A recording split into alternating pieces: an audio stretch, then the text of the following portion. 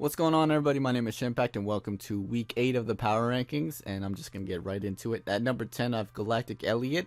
Galactic Elliot makes his way back in the top 10 after missing out on it for a few weeks. This game was pretty straightforward, but I feel like Elliot can use strategies like this for the rest of the season, and he has a very strong team to be able to utilize very early pressure to be able to just win the game in the early stages of the game. Spike Scolipede with Endeavor or Baton Pass, two very strong strategies. Auroraville, Ninetales, and he also has Scolipede, which can just set up a Swords Dance and be able to just do a lot of damage early on in the game. So, like, the Mon games that you can use with Scolipede and then Auroraville to really utilize setup Pokemon can allow him to easily cheese his opponents. And he's 5-3 right now, so he's very capable of making a deep run into the playoffs and maybe even winning the whole thing. I feel like he has a good chance of doing that just because his team is just so strong. But he's got to be able to utilize strategies like this and put pressure on his team. This week, he put a lot of pressure on Game Boy Luke to be able to just match his intensity, because Luke really didn't have much of a chance in this game because of the way that he wasn't really expecting Elliot to make such powerful plays. Like, when he went for the Baton Pass, Luke kind of expected it, but as soon as the Garchomp went for Swords Dance, he was like, oh, I was not ready for this, and he felt like he could have just got 6-0'd by that. But he can do that. Elliot can do that to a lot of teams in this league, and that's why he won this game 6-0, and that's why I feel like he has a very good chance at making a deep run in the playoffs. At number 9, I have Duncan. Duncan had this one set with the Zygarde. It was Substitute, Toxic, Protect. And that set was absolutely incredible, and he used it to perfection.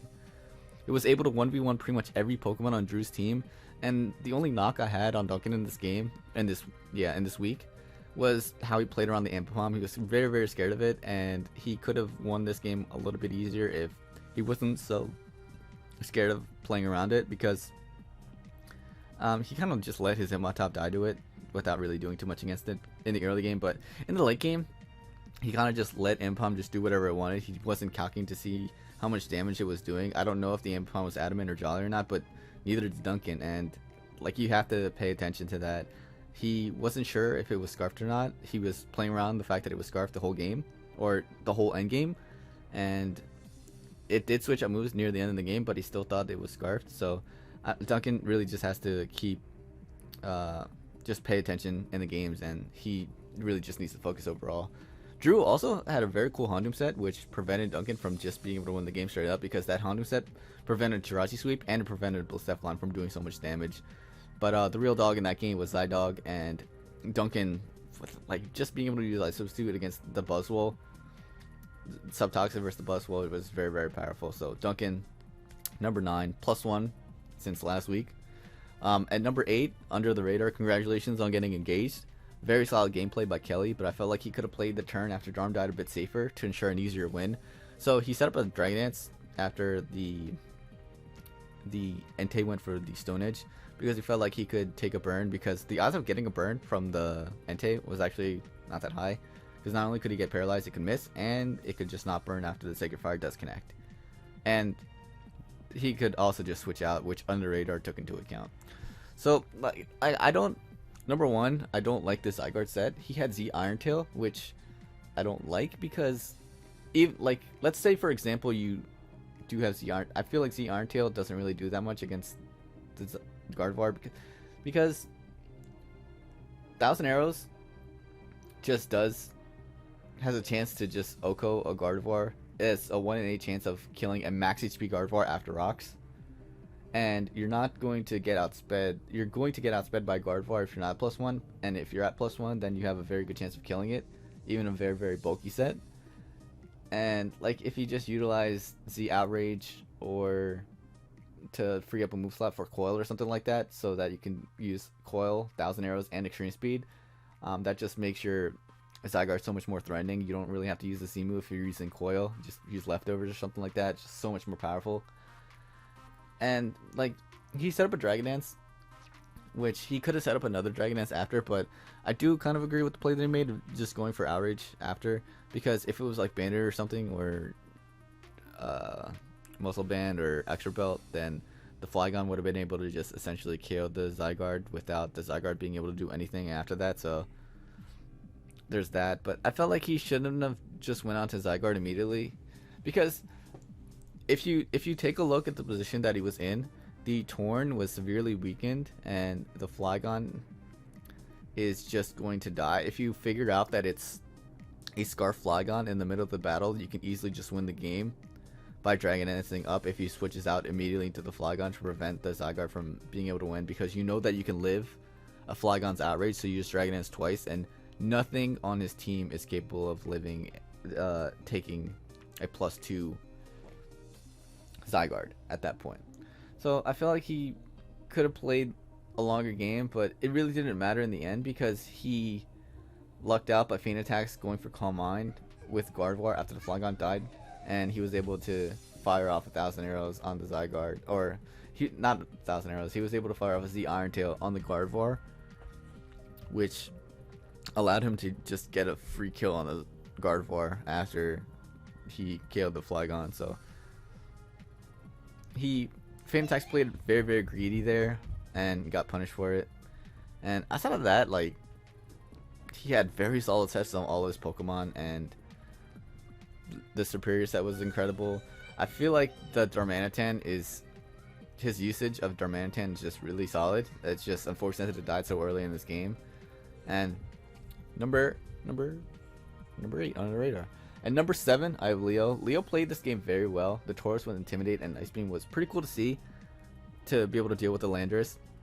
The defensive makeup of Leo's team allowed him to just chip away at Patty's team, and that allowed the Komodo to just do so much work in the late game and obliterate the ground types that he had to deal with Seismitoad and the Landorus. And because Komodo was able to deal with those two Pokemon, those two ground types, it enabled Lopunny to just seal the win. And the addition of Komodo on his team versus not having to be able to defog everything away with his team, because like he had a Dragonite before, like having a Komodo being resistant to Stealth Rock instead of weak to Stealth Rock is so good defensively, and then offensively it pairs out very well with Lopunny. As you saw from this week, he has a dual fighting core to pair up with Lopunny, so they can just weaken each other's checks to be able to just win the game like he did this week. So at number 6, I have Pokemon, and at number 5, I have Adrive, and they played each other, so I'm just going to talk about them at the same time. So Pokemon brought a pretty offensive team this week, but Dan has just as strong as offense as Pokemon, but he has Bulk and Skarm, Florges, and Gaster to back up that offense.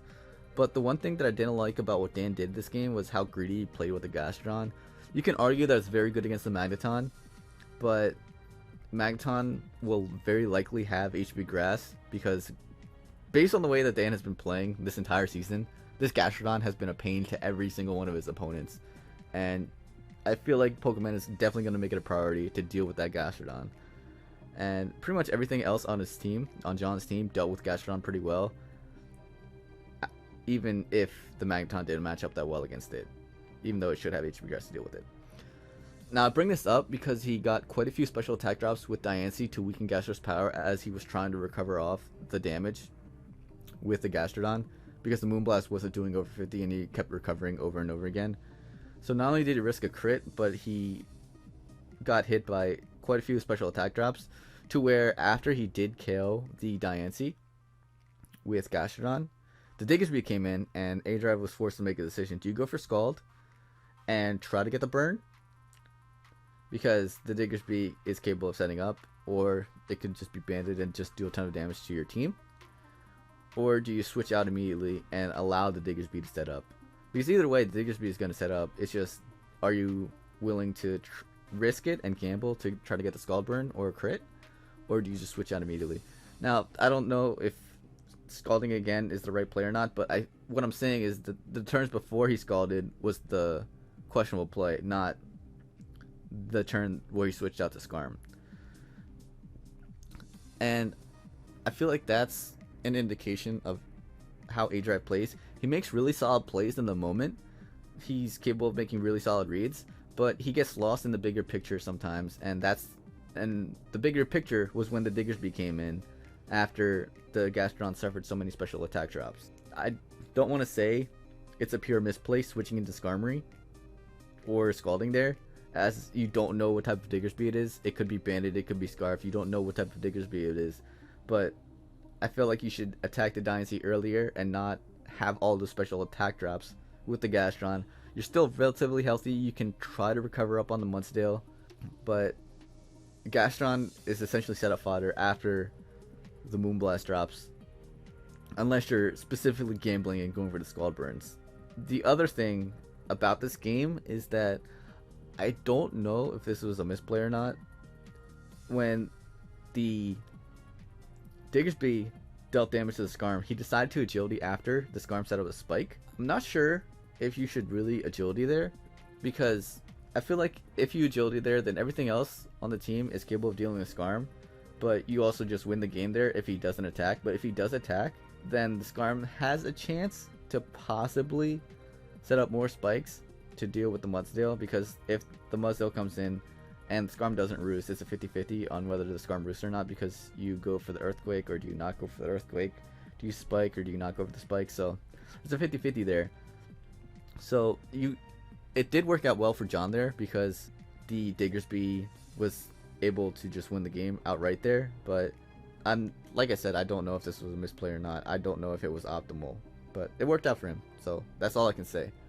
I'm not questioning John's play there, because like I said, I don't know if it was the right play or not. It's just the sequencing of it. It's just I'm having trouble figuring it out. Let me know if you guys are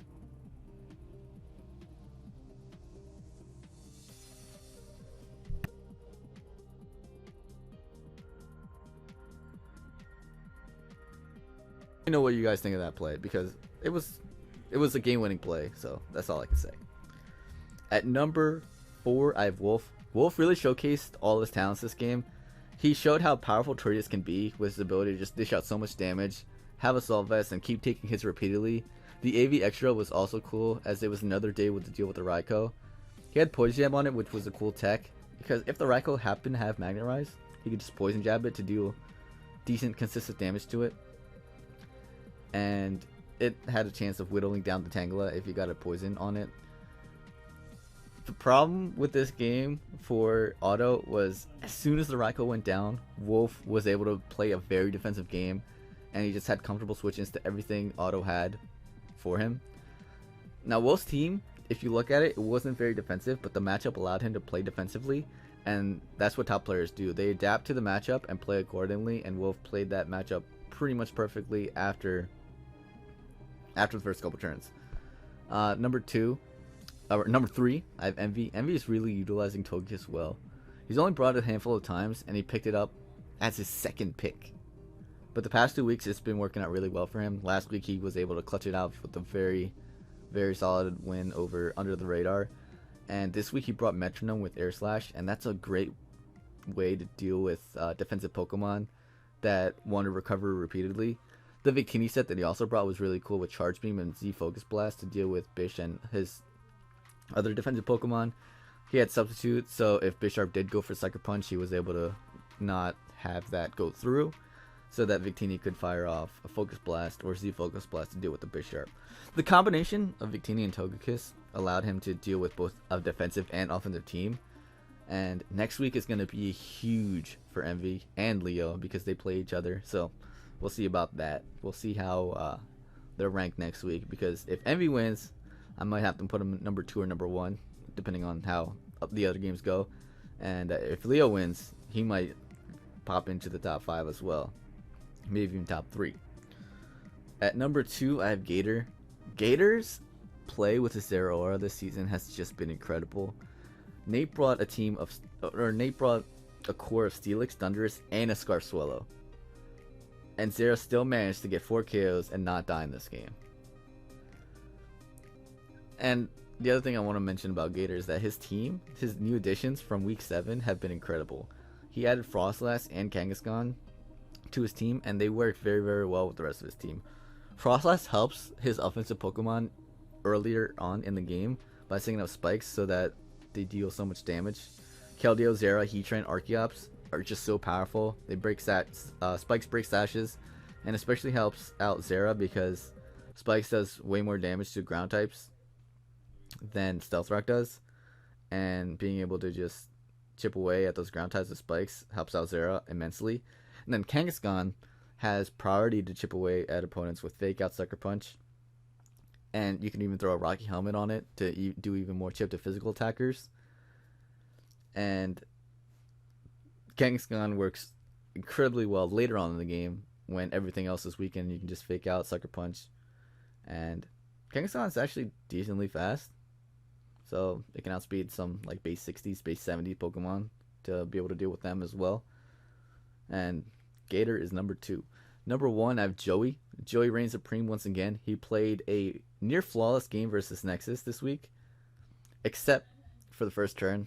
Exploud should have been soundproof if Joey doesn't have any ghost types on his team, and Joey went for Bug Buzz. He probably should have Z-moved or used a different attack. Now, the game, I felt like it was pretty much over as soon as Joey brought in the Volcarona on the Metacham, and I got a burn on it.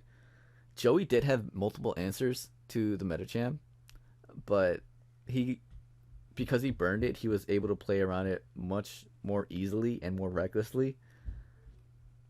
So, because it was burned, it didn't do any damage to the Toxapex. He didn't need the Pyop ability to deal with it, and Comfy could take hits as well from it as well easily.